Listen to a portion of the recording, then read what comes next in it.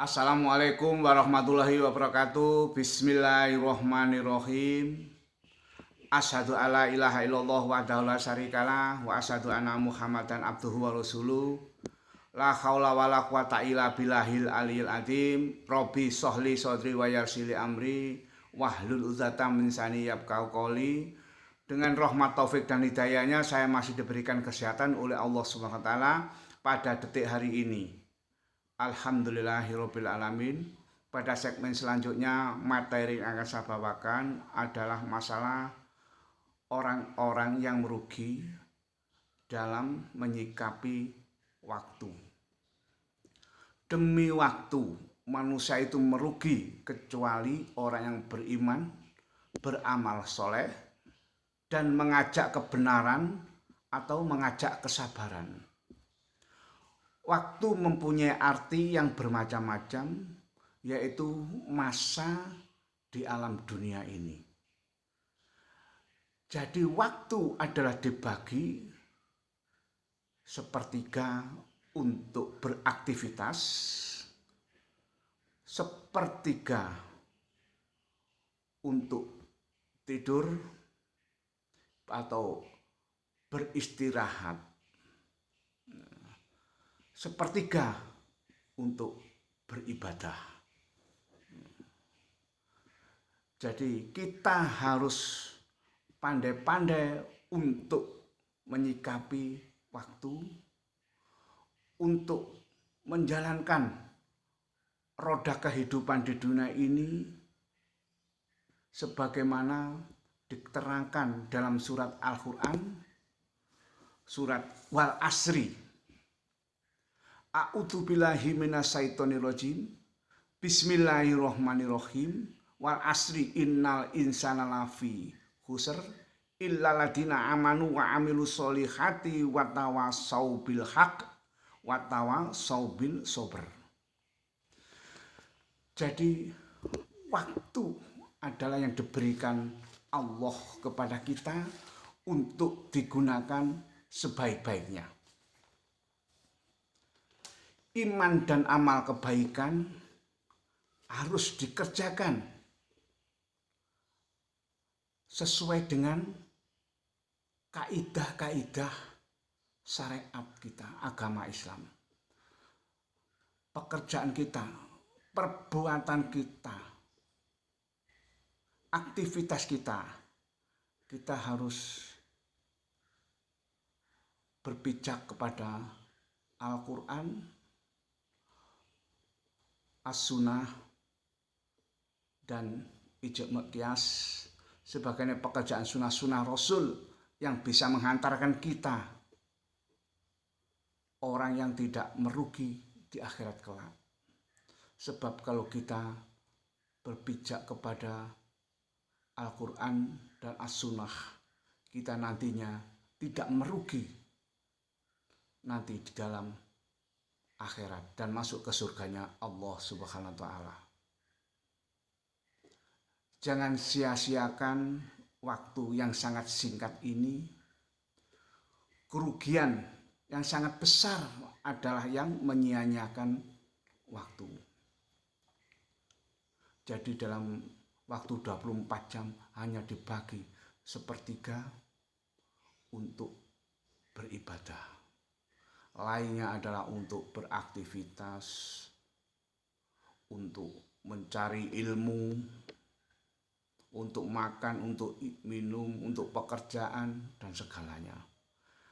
Kita hanya diberi sepertiga untuk beribadah kepada Allah Subhanahu wa taala.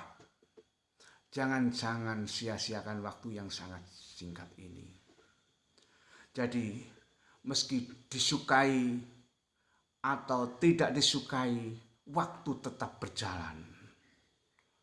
Waktu masih bayi berjalan menjadi waktu masih anak-anak, berjalan lagi waktu menjadi remaja, berjalan lagi waktu menjadi dewasa, berjalan lagi waktu menjadi bapak-bapak, berjalan lagi waktu menjadi kakek-kakek, nenek-nenek.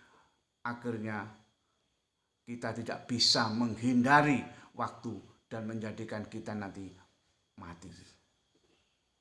Itu sudah hukum dari Allah Subhanahu wa taala. Kita harus pandai-pandai untuk mengerjakan yang hak dan menghindari yang batil. Jika kita memahami dalam ayat Al-Quran tadi, dalam surat Al-Asr, bahwa waktu adalah aset terbesar yang kita punya. Jadi barang atau uang itu kita harus amalkan sebaik-baiknya dengan ikhlas karena Allah lillahi ta'ala. Karena waktu adalah yang menentukan kita nanti hidup di akhirat kelak. Dan jadi kunci supaya kita tidak merugi. Orang-orang yang beruntung bisa menggunakan waktu sebaik-baiknya. Jadi diwajibkan kita memahami hidup ini dibuat apa, untuk apa, dan memahami kebenaran dan mencari ilmu karena ridho Allah Subhanahu wa taala. Jadi untuk apa? Dibuat apa waktu ini? Digunakan sebaik-baiknya di dunia ini.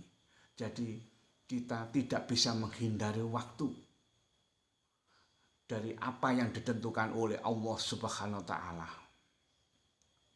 Jadi mengamalkan kebenaran, kita mengetahui ilmu sebagai pemandu amal kita. Dalam menjalankan ilmu kita harus ikhlas dan benar sesuai dengan makom kita, sesuai dengan pekerjaan kita, sesuai dengan kemampuan kita, dengan kita niatkan untuk beribadah. Makom kita sebagai orang pedagang, kita beribadah secara berdagang. Makom kita sebagai pegawai birokrasi, kita harus niatkan ibadah sebagai orang birokrasi. Makom kita sebagai alim ulama, jadi kita niatkan ibadah kepada Allah Subhanahu wa taala sebagai alim ulama, dan seterusnya dan seterusnya. Makom kita sebagai pelajar atau mahasiswa, kita harus menuntut ilmu sebaik-baiknya karena Allah lillahi ta'ala. Itulah waktu yang menentukannya, karena waktu itu terus berjalan. Manusia tidak bisa menghindari waktu kapan matinya nanti. Jadi kita harus bisa memberikan yang terbaik meskipun makom kita dengan segala ilmu, segala pekerjaan kita.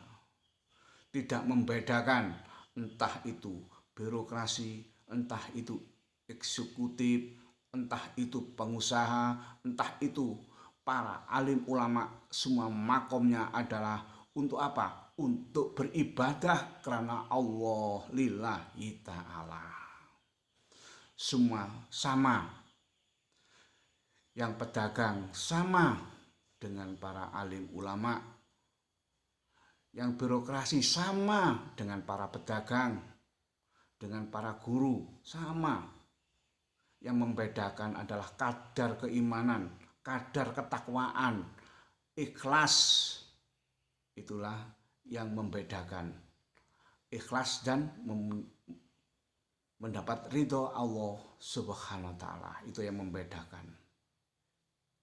Tidak bisa kita menyikapi hitam putih, orang itu baik, orang itu salah, karena bisa menentukan baik dan salah adalah Allah Subhanahu wa taala.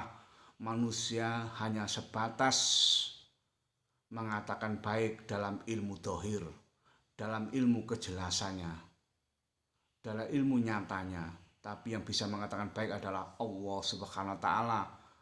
Entah itu alim ulama, entah itu bapak birokrasi, atau entah itu bapak eksekutif, bapak legislatif, dan bapak pengusaha, semua itu sama di hadapan Allah. Tergantung kita, niat kita adalah niat ibadah karena Allah lillahi ta'ala. Tugas kita adalah mendakwakan kebenaran atau memberikan wasiat kebenaran, atau kita senang menerima nasihat atau memberikan nasihat. Saling berwasiat dalam kesabaran, sabar dalam menghadapi musibah ini, sabar dalam menghadapi makna hidup ini, sabar dalam menentukan semua keputusan. Kita kembalikan kepada Allah Subhanahu wa taala. Itulah makna dalam arti demi waktu. Cukup sekian pembahasan saya. Bila ada kurang lebihnya, saya minta maaf sebesar-besarnya. Assalamualaikum warahmatullahi wabarakatuh.